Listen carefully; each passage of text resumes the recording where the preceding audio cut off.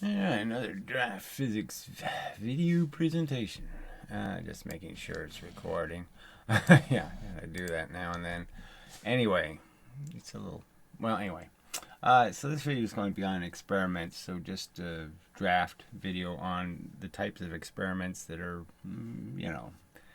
easy to do, efficient, cheap. That will have at least substantial, credible results. So, mostly to Aerosoap Breeze because he is interested in applying what he can do with technology, anyway, machining and such.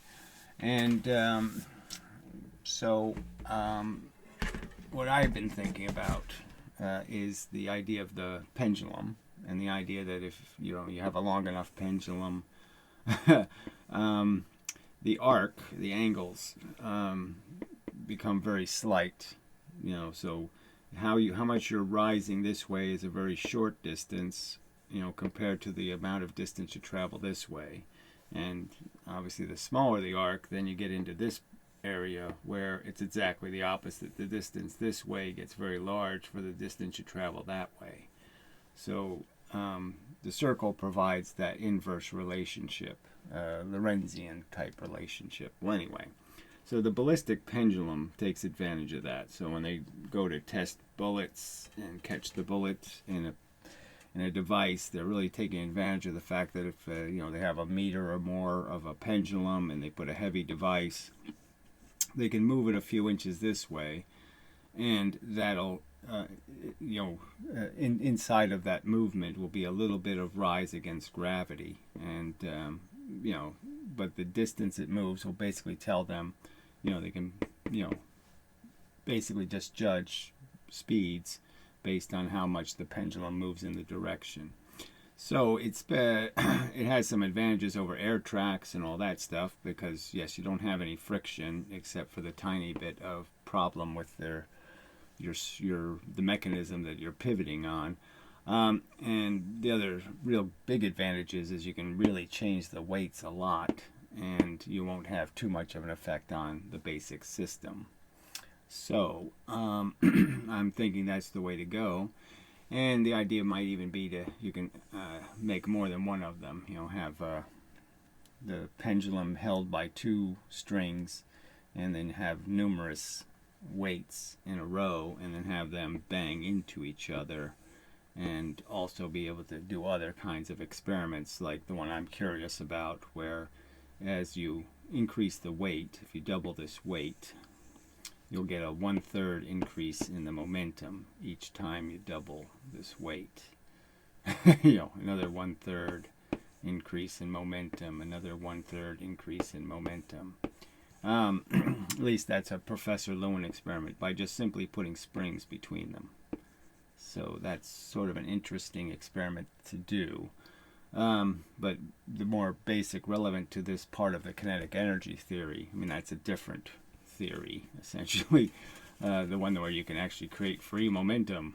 And again, I'm not arguing in defense of it. I'm just arguing that Professor Lewin did an experiment where there's no other conclusion you can draw, that if the experiment is true, it did increase the momentum in a direction. Decidedly, it just did. There was 100 here, when the object was here, and then after they'd hit something, there's now 130 going this way, and no other energy was put into the system. So it's just sort of undeniable that that's free energy, in the sense that free momentum has to be considered free energy. So it's just a fact that the experiment indicates that, and that's all I'm saying. It's just indicating. Now, maybe there's a problem in the experiment. Maybe there's some reason it doesn't work. I'm just saying, well, until it's tested, who can say? So it's relevant to kinetic energy, but it's not directly relevant to the questions we want answered, which is merely changing a weight. So we can either push, on the pendulum, it's simple enough to push something, a couple of inches on a long pendulum. So I'm thinking of attaching it to a ceiling or even longer. So the arc is very slight, and so then we can just bang objects into them without any, all we have is the air resistance. And the other idea is I'm thinking of using some sort of container, like a bottle. You know, be nice if I had some sort of metal bottles, but I don't. But I'll find something, I would imagine.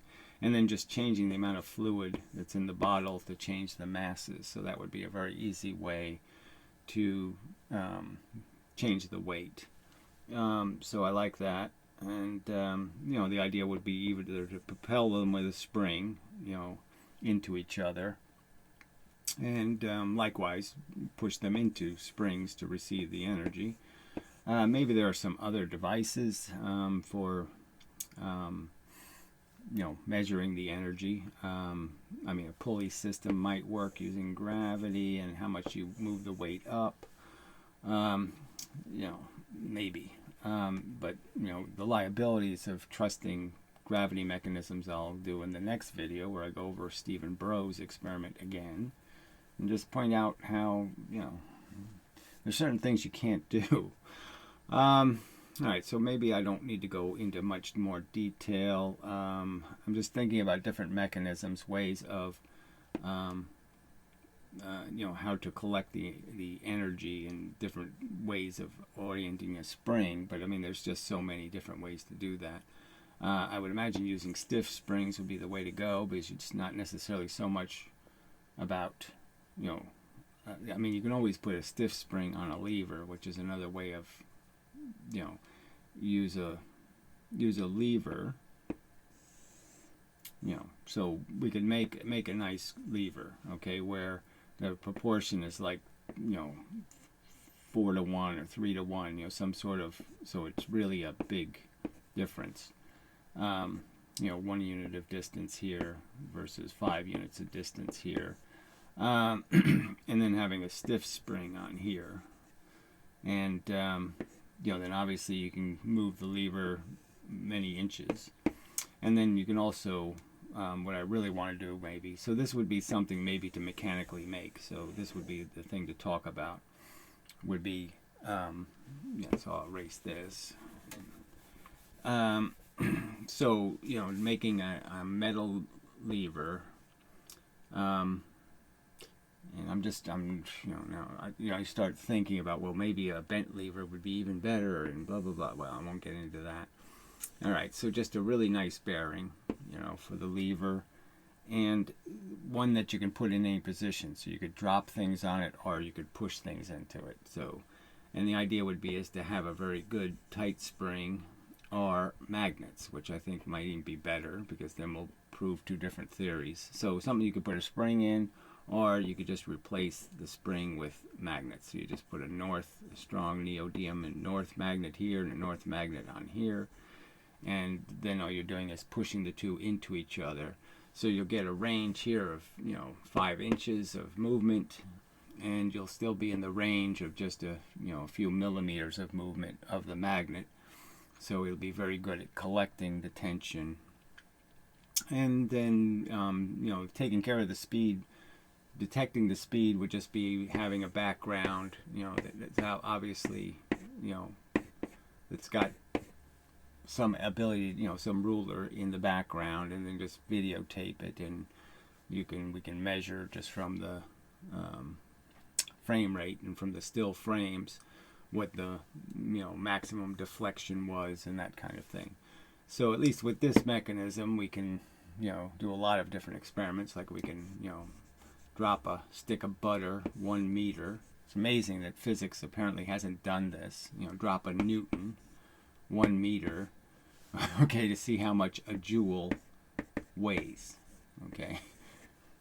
You know, because once we know how much a joule weighs, right, then we can just talk about how much pressure everything is. Because everything's just pressure. Everything just moves into something and imposes a pressure on it, a weight. Your weight increases as you move. That's how it works. Gravity's moving you into the scale, and it's just measuring how much you're moving into the scale. It's measuring your weight. And your weight is the same thing that's happening when you're, so if you're having a car accident, you're just hitting another car with your weight, okay? You have some extra velocity, which has made your mass weigh more in the direction you're moving. and you're just two things imposing weight on each other. It's two weights hitting each other is all that's happening. All right, so I think that's enough of a start for how I'm thinking. So I'm thinking the pendulum might be a good way of eliminating the friction, and a good way of creating and measuring energy might be to use a lever with springs or a lever with magnets, to be able to get a consistent amount of energy back and to store the energy. If you can store the energy, and systems that store the energy, as I've argued previously, are superior to mechanisms where it's just ruined. You do it one time and it just leaves a mark and that's it. So systems that store, it can be argued that some of them are very efficient, and they are. A spring is very efficient. Whatever you put in terms of a weight, okay, it gives you back the energy. So much like gravity, whatever you throw up into gravity, it's going to give you exactly back what you threw into the gravity. Springs do the same thing, and magnets do the same thing. They give you back what you put in very efficiently. So there's very little losses in the transitioning of the energy from going down in and to going back up again.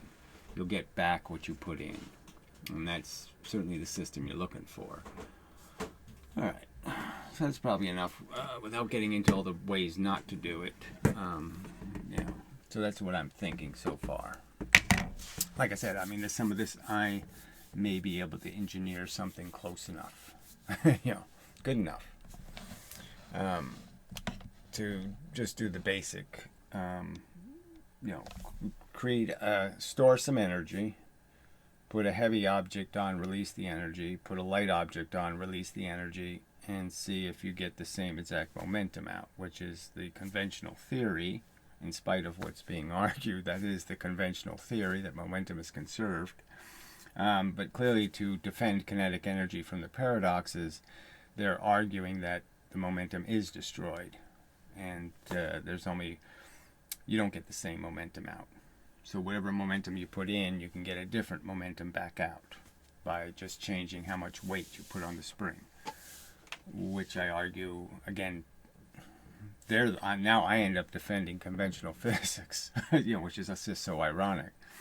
But it's an argument that has to be disposed of before they're put back on the spot and required to come up with a better answer than this fake notion that springs don't conserve momentum. All right. And by conserve momentum, clearly I'm arguing the spring is storing momentum. It doesn't really matter that you believe that, but clearly that's the argument. What are springs doing? Oh, they're storing momentum. They're storing movement.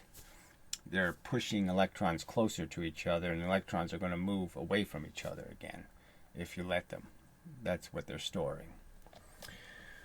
All right, anyway, enough of a video. We'll keep it short and see if anybody has anything to add about systems that might work better or that are superior. So the idea is to eliminate friction, avoid angular momentum where possible, rotations, and find a good mechanism for exchanging the energy. And clearly the spring is a good mechanism. It's, even putting it between the things makes them into, makes them more and more inelastic, which is more and more elastic, which is the objective. But anyway, yeah, well, step one, so to speak. So, this has been a draftphysics.com video presentation and such.